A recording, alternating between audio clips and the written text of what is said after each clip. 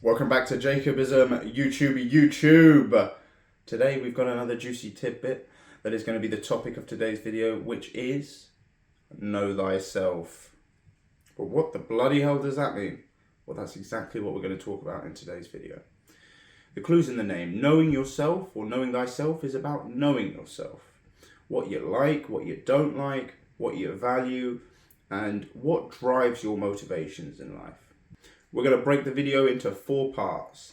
The history, my personal experience, its importance to you, and why it's needed more than ever in today's world. No more beating around the bush, let's get into it. So in this first point, we're going to address the history of the phrase. Socrates, the famous ancient Greek philosopher who died in 399 BC, made famous by his student Plato for continuing his distinct sophistic teachings, was the first individual known to have said, "Know thyself," or words to its effect. Ancient Greek culture served as the foundation not only for modern Western philosophy, but also for the basis of a lot of literature in today's world through poems like the Iliad or tragic and comic plays which inspired the likes of Shakespeare, which brings me on to my next point.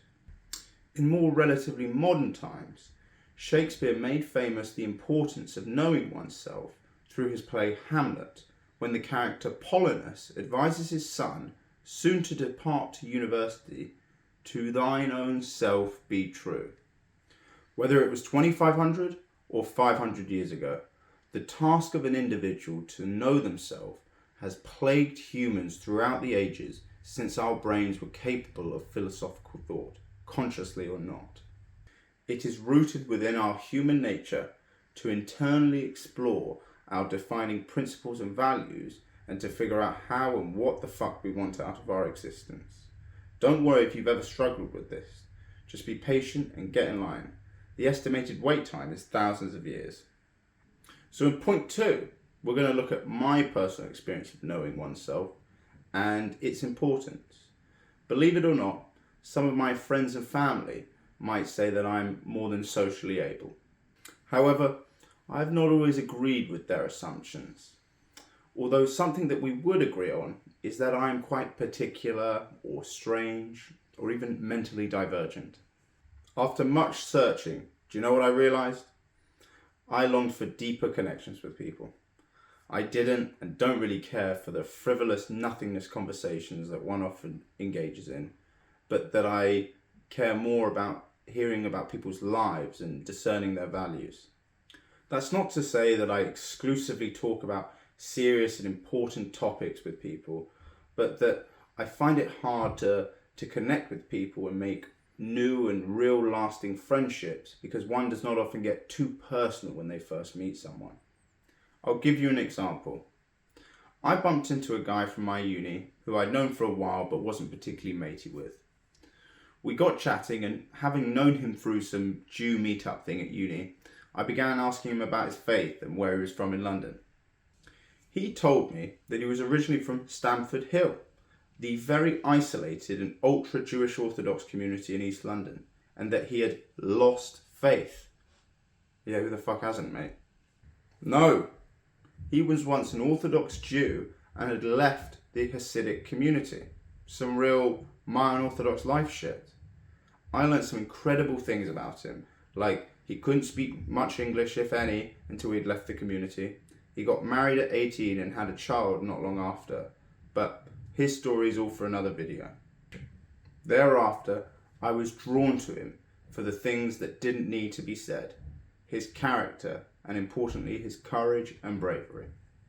Even when he knew nothing but the Bible and the Talmud, never mind English, but knew deep down that something wasn't right and trusted himself to believe that there was more out there than what he was told. Someone who I had previously dismissed for being a bit wet and a bit of a nerd had now made my top 5 people I'd ever met. Even when everything seems to say otherwise, be true to yourself and you'll never regret it. Now it's time for point 3, where we're going to address the personal development aspect of knowing oneself, and its importance cannot be understated. Getting to know oneself and what makes you tick ultimately leads to a more fulfilling life. It can manifest itself in many ways. It can be that you no longer want to do certain things or spend time with certain people, or that you want to perhaps quit your job to start a business. I've always felt it as a gut instinct which says to me that something is right or wrong. If you're guilty of burying your head in the sand, I can liken it to the looming dread that can consume you, or even a growing frustration with the way things are and that you aspire for more. If you can learn to trust these sensations that convey to you whether you're doing the right or wrong thing, this is your internal self telling you whether you are being congruent with the person you are. It is crucial to your personal development and the basis of a healthy existence to confront these instincts. If you don't, you are guaranteed a life of frustration and disappointment. We all want to eventually look back on our life and be sure that we did all we could. Learn who you are and honour yourself by being true to it. Now it's time for point 4. Now more than ever in today's world, we need people who are true to themselves. In our world of hyper-socialization, relentless consumerism, and never-ending tolerance, one can easily be swept away by the tide of uber-liberal attitudes. For example, and this isn't up for debate, you are not being true to yourself by changing your hormones or mutilating your genitals to produce a very unconvincing facade of somebody who has changed genders. Do not conflate a liberal approach towards individual freedom and boundless tolerance for behaviours and actions that go against science, history, human nature, and generally accepted traditions that are older than Socrates himself. In our modern society, we are updated on an almost weekly basis as to what is morally right and wrong. It is now more important than ever, despite the will of the tyrannous minority, to trust yourself to know what is true. And now it is time to end. I hope that today's video has shown you the importance of knowing oneself.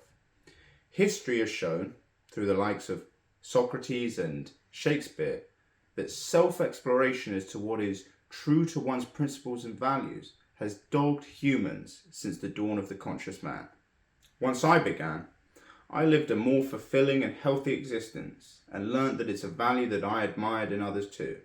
It is of the utmost importance that you strive to be true to yourself, and if you don't, you are destined for a life of frustration and disappointment.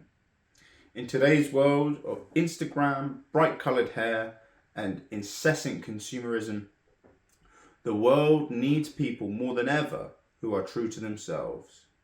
If you don't know where to start, perhaps check out my video as to why you must write. It helped me a great deal in getting a better sense of who I am. Thank you for watching, and I wish you all the best on your journeys. If you want bragging rights to say that you were one of the first subscribers to Jacobism, then you know what to do.